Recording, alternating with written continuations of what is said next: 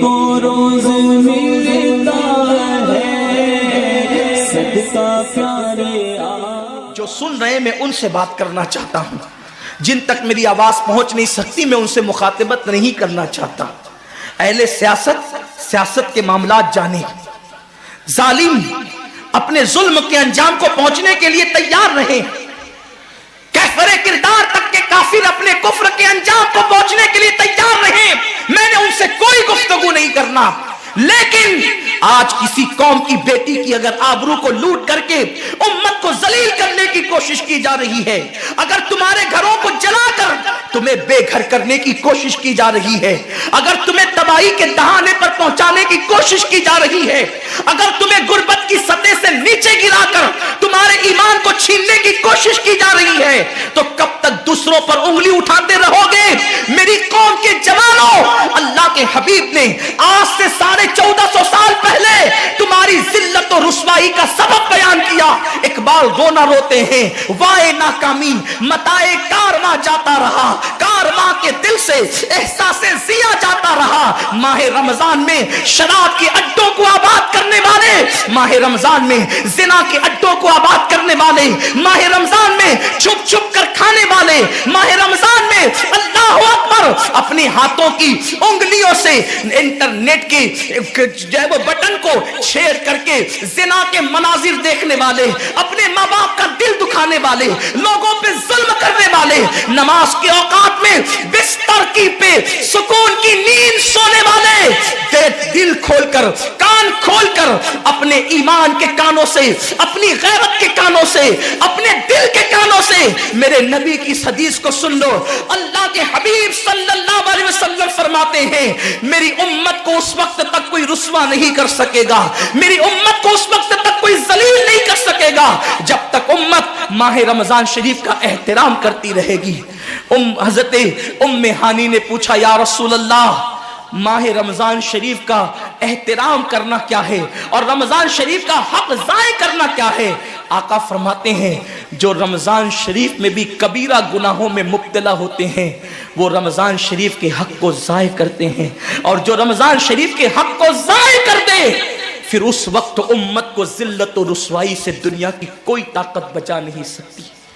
آج ماہ رمضان شریف کا احترام کیا ہو رہا ہے؟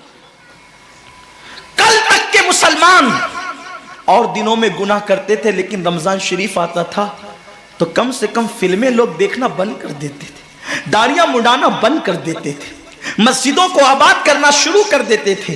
اب تو لوگ کس قدر بے باک ہو گئے، کس قدر نڈر ہو گئے کہ رمضان شریف میں بھی لوگ اپنے آپ کو گناہوں سے نہیں روکتے، بلکہ میری قوم کا جوان بڑے دھڑلے سے کہتا ہے یار اپنے سے روزہ نہیں رکھا جاتا اس لیے کہ ہمیں تو گٹکے کی عادت ہے، ہمیں تو پان کی عادت ہے، ہمیں تو سگریٹ کی عادت ہے۔ شرم کرو، شرم کرو، نبی کے نام پہ جان قربان کرنے کی بات کرنے والوں، جو نبی کے نام پر 12-16 گھنٹے بھوکے اور پیاسے نہ رہ سکے وہ نبی کے نام پہ جان کیا قربان کر سکتے؟ اور جب سے تم نے احترام رمضان المبارک ترک کر دیا تمہاری آبرو کو لوگوں نے کھیل بنا لیا، اور اب تو لوگوں کو احساس گناہ بھی نہیں رہا، احساس جرم بھی نہیں رہا۔ گناہ کے ساتھ اگر احساس گناہ انسان کی زندگی میں ہے تو انسان اپنے آپ کو گناہوں سے بچا لیتا ہے، لیکن اب ہمارے اندر احساس گناہ نہیں، اب تو ہم گناہ کو ہنر سمجھتے ہیں، اب تو ہم گناہوں کو فیشن سمجھتے ہیں۔ احساس گناہ کیا ہے؟ اگر انسان گنہگار ہو اور احساس گناہ بھی ہو تو وہ ایک نہ ایک دن سدھر جاتا ہے، وہ ایک نہ ایک دن سنور جاتا ہے۔ ہمارے پاس احساس گناہ ختم ہو گیا۔ آئیے بتاؤں احساس گناہ کتنی قیمتی چیز ہے۔ رمضان شریف میں کھا رہے ہیں، پی رہے ہیں، بلکہ مسلمانوں کی ہوٹلیں بند ہے تو غیر مسلموں کی ہوٹلوں میں کھا رہے ہیں، چھپ چھپ کر گھروں میں کھا رہے ہیں۔ لوگوں سے چھپ کر کھانے والوں، جو تیرا کچھ نہیں بگاڑ سکتا تو اس انسان سے چھپ کر کے کھا رہا ہے۔ جو خدا تجھے سزا دے گا کیا تو اس کی نگاہوں سے بھی چھپ سکتا ہے؟ اور روزے بھی کیا روزے رہ گئے، اب تو روزے بھی رسم بن گئے۔ جو روزے رکھتے ہیں رمضان شریف میں ان کو روزہ رکھنے کی عادت ہے، وہ روزے کو عبادت نہیں سمجھتے، جو روزہ عادت بن جائے وہ نجات نہیں دلا سکتا، جو روزہ عبادت بن جائے وہ نجات دلا سکتا۔ ایک تو روزے کی عادت ہے اور ایک تو روزہ عبادت ہے۔ روزہ عادت اور عبادت میں فرق کیا ہے؟ عادت یہ سب نے رکھا ہم بھی رکھ لیں، یہ عادت ہے۔ نہ رکھیں گے تو کیا جواب دیں گے، یہ عادت ہے۔ نہ رکھیں گے تو لوگ تانا دیں گے، عادت ہے۔ پھر روزہ عبادت کیا ہے؟ روزہ عبادت یہ ہے کہ اللہ نے روزہ رکھنے کا حکم دیا ہے اور مصطفیٰ جان رحمت نے روزے کا حق یہ بتایا ہے، اگر تو روزہ رکھے تو صرف بھوکا پیاسا نہ رہے بلکہ تیرا ہاتھ بھی روزے دار رہے، تیری زبان بھی روزے دار رہے، تیری آنکھ بھی روزے دار رہے، تیرا پیر بھی روزے دار رہے، تیرا کان بھی روزے دار رہے۔ کان روزے دار اس طرح کہ کان اللہ کے ممنوع کردہ چیزوں کو نہ سنے، ہاتھ روزے دار اس طرح ہاتھ اللہ کے منع کردہ کاموں کو نہ کرے، زبان روزے دار اس طرح کہ زبان اللہ کی ممنوع کردہ چیزوں کو ادا نہ کرے، پیر روزے دار اس طرح کہ پیر اس جگہ چل کر نہ جائے جہاں اللہ نے جانے سے منع کیا ہے۔ جب تو ان سارے اعضاء کو روزے دار بناتا ہے تو ایسے روزے کے معاملے میں میرا اللہ فرماتا ہے روزہ میرے لیے ہے اور میں ہی اس کی جزا ہوں۔ ہر عمل کی جزا جنت ہے، روزے کی جزا خدا کی ذات ہے۔ اسی لیے آقا فرماتے ہیں روزے دار کو دو خوشی ہے، ایک تو افطار کے وقت، دوسرا لقائے رحمان کے وقت، خدا کی زیارت کے وقت۔ صحابہ نے پوچھا آقا ہم اللہ کی زیارت کیسے کریں گے؟ آقا فرماتے جیسے تم آسمان پہ چاند دیکھتے ہو بلا تمثیل اسی طرح تم خدا کی زیارت کیا کرو گے۔ یہ روزے داروں کی شان ہے۔ آج کے روزے کیا ہے؟ جس میں جھگڑا، جس میں غیبت، جس میں چگلی، جس میں فساد۔ روزے کو عادت مت بناؤ، روزے کو عبادت بناؤ۔ احساس مٹ گیا، عبادتوں کا احساس مٹ گیا، گناہوں کا احساس ختم ہو گیا۔ جب تک کہ لوگوں میں گناہوں کا احساس زندہ تھا وہ عبادت کر کے بھی اللہ سے ڈرتے تھے، وہ عبادت کر کے بھی رب کی بارگاہ میں آنسو بہاتے تھے کہ مولا میں تو حق ادا نہ کر سکا۔ لیکن آج احساس نہیں ہے، اس لیے لوگ ہنستے ہنستے افطار کرتے ہیں۔ حالانکہ صحابہ کا معمول تھا جب افطار کا وقت آتا وہ ہاتھوں کو اٹھا کر کے روتے اور کہتے مولا روزہ تو چلا گیا لیکن روزے کا حق نہ ادا ہو سکا، آنسو بہاتے ڈرتے۔ لیکن آج ایسا کچھ بھی نہیں ہے، ہماری ساری نیتیں تو دسترخوان پہ لگی ہوتی ہے افطار کے وقت۔ آئیے ایک بات نکل آئی، احساس گناہ۔ کیا ہے احساس گناہ؟ آقا نے فرمایا نا کہ جب رمضان شریف کا حق ضائع کر دو گے تو اللہ تم سے عزت کو چھین لے گا، تم ذلیل و رسوا ہو جاؤ گے۔ احساس ختم ہے گناہ کا، اسی لیے رمضان شریف میں بھی گناہ کرتے ہیں، اور گناہ کر رہے ہیں تو ذلیل ہو رہے ہیں۔ احساس کسے کہتے ہیں؟ احساس یہ ہے کہ میں نے کیا کیا، چھوٹے سے گناہ کو بڑا سمجھنا میں نے کیا کیا۔ ایک خاتون بارگاہ رسالت میں آئی اور عرض کیا یا رسول اللہ مجھ سے زنا ہو گیا ہے، میں نے بہت بڑا جرم کر لیا ہے، آپ مجھ پہ حد لگا دیں، حد جاری کر دیں تاکہ میں گناہ سے پاک ہو جاؤں۔ اللہ کے حبیب نے احساس گناہ دیکھ کر کے فرمایا کہ جا ابھی تیرے پیٹ میں بچہ ہے، تیرے جرم کی سزا تیرے پیٹ کے بچے کو نہیں دی جا سکتی، اگر تجھ پہ حد لگے گی تو وہ بچہ بھی ختم ہو جائے گا، جب بچہ پیدا ہو جائے اس کے بعد آنا۔ بچہ پیدا ہو گیا تو وہ لے کر کے آئی، آقا فرماتے ہیں تیری جان چلی جائے گی تو اس کی پرورش کون کرے گا، اس کو دودھ کون پلائے گا؟ جا اس کو دودھ پلا اس وقت تک جب تک یہ کھانے نہ لگے۔ وہ بچے کو 2 سال تک دودھ پلاتی رہی، اور جب بارگاہ رسالت میں آئی تو بچے کے ہاتھ میں روٹی کا ٹکڑا دے کر کے آئی۔ بچہ روٹی کھا رہا تھا، عرض کی آقا مجھ پہ حد جاری کریں تاکہ میرا گناہ جو میرے دامن پہ لگا ہے وہ دھل جائے۔ حضور نے 3 مرتبہ اس کو اپنے دروازے سے ٹالا، اگر کوئی دوسرا ہوتا اس کو ڈھیل دی جاتی تو وہ بھاگ جاتا، دوبارہ پلٹ کرنا آتا، لیکن احساس گناہ تھا، گناہ کا احساس تھا کہ یہاں گناہ مٹ جائے تاکہ وہاں جواب دینے سے بچ جاؤں۔ اس خاتون نے 3 مرتبہ حاضری دی، حضور اب میرا بچہ روٹی کھانے لگا ہے، مجھ پہ حد لگا دے تاکہ میں پاک ہو جاؤں۔ اللہ کے حبیب نے فرمایا اللہ کی بندی جب اللہ نے تیرے جرم پہ پردے ڈال دیے تھے تو تو نے اظہار جرم کیوں کیا؟ اب چونکہ تو جرم کا اظہار کر چکی ہے، اقبال گناہ کر چکی ہے، اب تجھ پہ حد لگائی جائے گی۔ اور اس کو سنگسار کر دیا گیا۔ جب وہ مر چکی اور اس کو دفن کر دیا گیا تو کسی نے کہا کتنی بدبخت تھی وہ عورت جس نے رسول پاک کے دور میں منہ کالا کیا۔ میرے نبی نے فرمایا تو اس کا گناہ دیکھتا ہے، تو اس کا احساس گناہ نہیں دیکھتا۔ اس نے ایسی توبہ کی ہے، اگر اس کی توبہ 70 جہنمیوں پہ تقسیم کی جاتی تو اللہ ان کو بھی جنت عطا فرما دیتا۔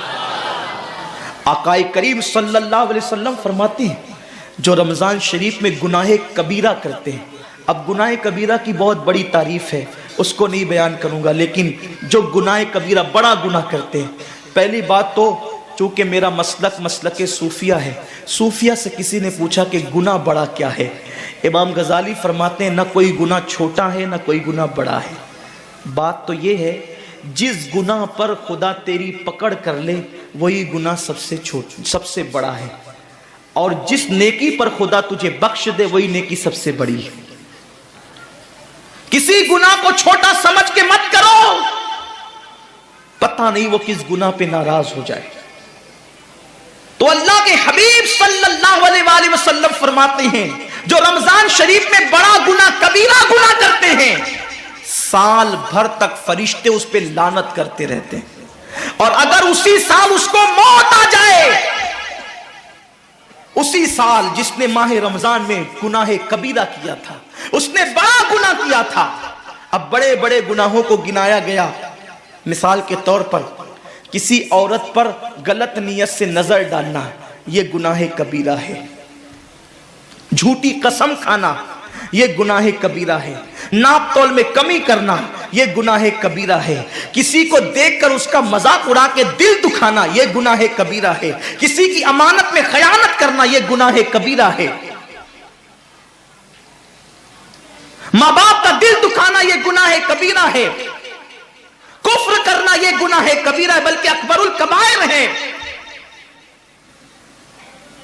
70 کی فہرست امام سیوطی نے گنائی ہے، اور پھر 70 کی فہرست گنانے کے بعد فرماتے ہیں 70 پر یعنی 1 2 3 4 والا 70 نہیں، بلکہ اللہ کے حبیب نے یہاں جو 70 فرمایا ہے یہ 70 گنتی والا 70 نہیں ہے، بلکہ کثرت بتانے کے لیے 70 ہے۔ جیسے کہ ہم کہتے ہیں نا میں نے تجھے 50 بار سمجھایا تو نہیں مانا، میں 100 بار تیرے گھر آیا تو نہیں ملا، تو اس کا مطلب یہ نہیں کہ 99 کے بعد ایک جو ملا کر کے آتا ہے وہ 100 نہیں، گنتی کا 100 نہیں، یہاں 100 بتانا کثرت بتانے کے لیے ہے، یہاں 50 کہنا کثرت بتانے کے لیے ہے۔ تو اللہ کے حبیب فرماتے ہیں 70 بڑے گناہ ہیں، یعنی اتنی طویل تعداد میں اتنی کثرت سے ہے بڑے گناہ کہ تم ان کو شمار نہیں کر سکتے، بس اتنا کہ جس گناہ پہ خدا ناراض ہو جائے وہ بڑا گناہ۔ تو جس نے رمضان شریف میں قصدن بڑا گناہ کیا، قصدن، نماز کو چھوڑنا بھی گناہ کبیرہ ہے، نماز کو ترک کرنا بھی گناہ کبیرہ ہے۔ میرے آقا صلی اللہ علیہ وسلم کے دیوانوں، کھیل کود میں وقت کو ضائع کرنا، وقت کا ضیاع، یہ بھی گناہ کبیرہ ہے۔ آقا فرماتے ہیں جس نے رمضان شریف میں گناہ کبیرہ کیا، اس رمضان سے لے کر آنے والے رمضان شریف تک فرشتے اس پہ لعنت کرتے ہیں۔ یہ لعنت کیا ہے؟ لعنت سمجھتے ہیں؟ لعنت کا مطلب یہ ہے جس پہ لعنت پڑی وہ ہمیشہ کے لیے اللہ کی رحمت سے دور ہو گیا۔ انسان کی لعنت کیا ہے؟ انسان کی لعنت ایک جانور پر حضور علیہ الصلوۃ والتسلیم کسی صحابی کے جانور پر بیٹھے تھے، وہ دھیرے چل رہا تھا، کسی نے کہہ دیا کہ اس پہ لعنت ہو یہ دھیرے چلتا ہے، حضور علیہ السلام نے اس جانور کے نیچے اتر کر فرمایا جس پہ لعنت کر دی گئی میں اس جانور پہ سواری نہیں کر سکتا۔ یہ ایک انسان کی لعنت کا اثر ہے، جس پہ معصوم فرشتے لعنت کرے اس کا انجام کیا ہوگا، وہ بھی 1 2 لعنت نہیں۔ رمضان شریف کو چھوٹا مت سمجھیے، 1 کے 70 پر آپ کی نظر ہے، گناہ نیکیوں کی کثرت پہ آپ کی نظر ہے، گناہوں کی تباہی پہ آپ کی نظر نہیں ہے۔ اللہ کے رسول صلی اللہ علیہ وسلم نے فرمایا جیسے ماہ رمضان شریف میں نیکیوں کا درجہ بڑھ جاتا ہے، ویسے ماہ رمضان شریف میں گناہوں کا بھی معاملہ بڑھ جاتا ہے۔ یعنی اگر رمضان شریف میں تم ایک گناہ کرو گے تو اور دنوں کے اندر جو گناہ کرتے تھے اب اس گناہ سے زیادہ تمہیں عذاب دیا جائے گا، کیونکہ آپ نے ماہ رمضان کی حرمت کو پامال کیا ہے، آپ نے ماہ رمضان شریف کی عزت کو پامال کیا ہے۔ تو سوچو انسان کی لعنت پڑے، یہ حال ہے تو جس پہ فرشتوں کی وہ بھی ایک دو نہیں پورے سال تک فرشتے لعنت کرتے ہیں، اور اللہ کے نبی صادق و مصدوق نبی نے فرمایا کہ اگر وہ اسی سال رمضان شریف آنے سے پہلے مر جائے تو اس کے پاس کوئی نیکی نہیں ہوگی جو اس کو جہنم کی آگ سے بچا سکے، اور اس کا ٹھکانہ تو جہنم ہی ہوگا۔ خدا کے لیے اپنے حال پہ رحم کرو، اپنے آپ کو جہنم کا ایندھن مت بناؤ۔ ہمارا جسم اتنا طاقتور نہیں ہے کہ ہم اپنے جسم پر جہنم کے عذاب کو برداشت کر سکے۔ میری قوم کے جوانوں، اپنی جوانی پہ اترانے والوں، اپنی قوت پہ ناز کرنے والوں، اللہ کے رسول صلی اللہ علیہ وسلم فرماتے ہیں کہ جہنم کی آگ کی ایک چنگاری اگر دنیا کے سمندر میں ڈال دی جائے تو دنیا کے سارے سمندر آگ سے بھڑکنے لگے۔ اس چنگاری کو، وہ جہنم کی چنگاری کو سمندر ٹھنڈا نہیں کر سکتے، بلکہ سمندر کو وہ ایک چنگاری بھڑکا دے گی اور سمندروں کے اندر آگ لگ جائے گی۔ جو ایک چنگاری سارے سمندر کو بھڑکا دے، اللہ اکبر، اس جہنم کے اندر یہ چھوٹا سا وجود جو چھوٹی سی، اللہ اکبر، اگر بتی کے چٹکے کو برداشت نہیں کر سکتا، جو چراغ کی لو کی تیز کو، جو چراغ کی لو کی حرارت کو برداشت نہیں کر سکتا، جو سگریٹ کے چٹکے پر بے قرار ہو جاتا ہے، یہ چھوٹا سا وجود جب جہنم کے اندر داخل کیا جائے گا اس وقت اس وجود کا کیا ہوگا؟ میرے آقا مصطفیٰ جان رحمت فرماتے ہیں کہ جب پہاڑوں کو جہنم میں ڈالا جائے گا تو پہاڑ ایسے پگھلنے لگیں گے جیسے نمک کو پانی میں ڈالنے سے نمک پگھلنے لگتا ہے۔ میرے بھائیوں، خدا کے لیے اپنے حال پر رحم کرو، اپنے آپ کو جہنم کا ایندھن مت بناؤ۔ اللہ اکبر، تراویح کے وقت میں پیر پھیلا کر محلوں میں بیٹھنے والوں، روزوں کے وقت میں چھپ چھپا کر کھانے والوں، اللہ کی غیرت کو چیلنج مت کرو۔ اللہ کے حبیب نے فرما دیا کہ جو گناہ کبیرہ رمضان شریف میں کرے گا سال بھر فرشتوں کی لعنت ہوگی۔ آپ کہتے ہیں مسلمان کلمہ پڑھتا ہے، مسلمان نبی کا غلام ہے، مسلمان نبی پہ جان قربان کرنے کے لیے تیار ہے، اتنی مصیبتوں میں کیوں ہے، اتنی تکلیفوں میں کیوں ہے، کیوں تباہ ہو رہا ہے مسلمان؟ ارے جس پر فرشتے پوری سال لعنت کرے وہ قوم تباہ نہ ہوگی تو کیا ہوگا؟ اس قوم کے گھر نہ جلیں گے تو کیا ہوگا؟ اس قوم کی بیٹیوں کی آبرو نہ لوٹے گی تو کیا ہوگا؟ وہ قوم غربت کی چکی میں نہ پسے گی تو کیا ہوگا؟ آؤ سچی توبہ کر لو، توبہ کے دروازے کھلے ہوئے ہیں، اپنے گناہوں کا احساس کر لو، نادم ہو کر قدرت کی بارگاہ میں پلٹ جاؤ۔ میرا رب فرماتا ہے فَفِرُّوا إِلَى اللَّهِ، کہاں جا رہے ہو؟ دوڑو اللہ کی طرف، پلٹو اللہ کی طرف۔ بڑے سے بڑا پاپی اگر خدا کی طرف احساس گناہ لے کر، ندامت کے آنسو لے کر اللہ کی بارگاہ میں پلٹا ہے تو اللہ نے اس کو مغفرت کا پروانہ عطا کیا ہے۔ میرے رب کا وعدہ ہے جو میری بارگاہ میں پلٹتے ہیں میں ان کو لوٹاتا نہیں ہوں، میں ان کو معاف کر دیتا ہوں۔